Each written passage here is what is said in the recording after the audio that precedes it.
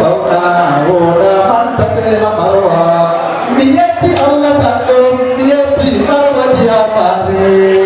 alkawal kosi behite marwa konde balle habu anti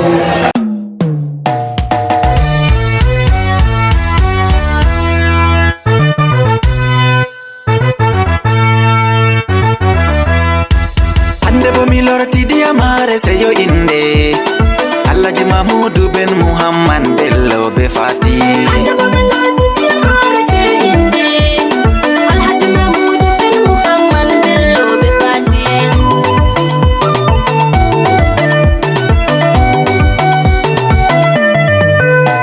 be inde ma Allah hande bumi fuɗirta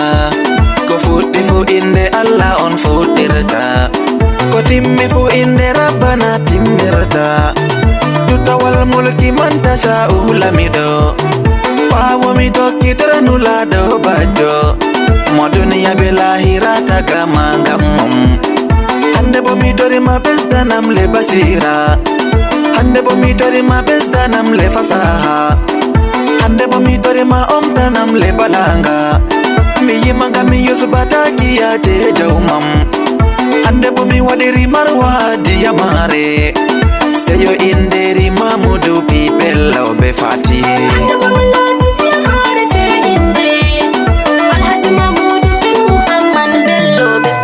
salamu alaikum hasare inde salamu alaikum halidi marwa abu addi misilmini diyamare barka seyo inderi Mahmudu me wari Dokorajo directeur jo Allah rene Dokorajo directeur jo habulelan Mahmudu Allah maunine Yesu saro en Mahmudu janga Mahmudu hamoda Ajanga jangde Arabiya be azami Teni do maunine anoto ya indema Amauna ajagina dina Islama Mitori mateni do barakudunu Mahmudu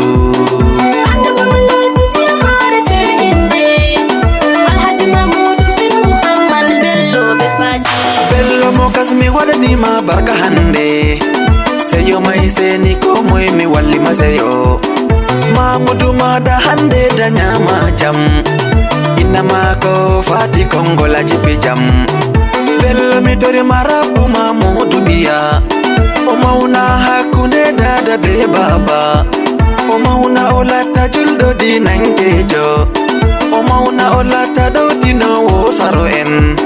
o mauna olata juldo barkantejo o mauna olata wallito wo julbe mi tori maceni do barkuɗo Mahmudu barakano laɗo bajo seto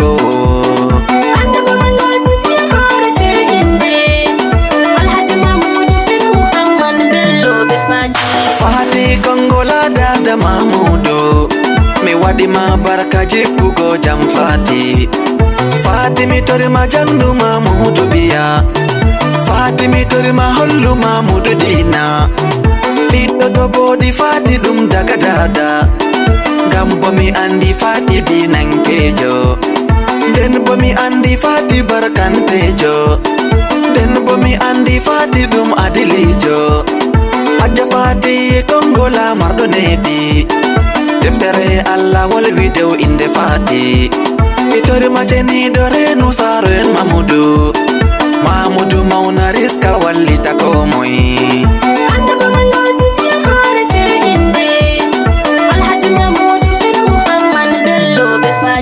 mamiraɓe Mahmudu miɗo lela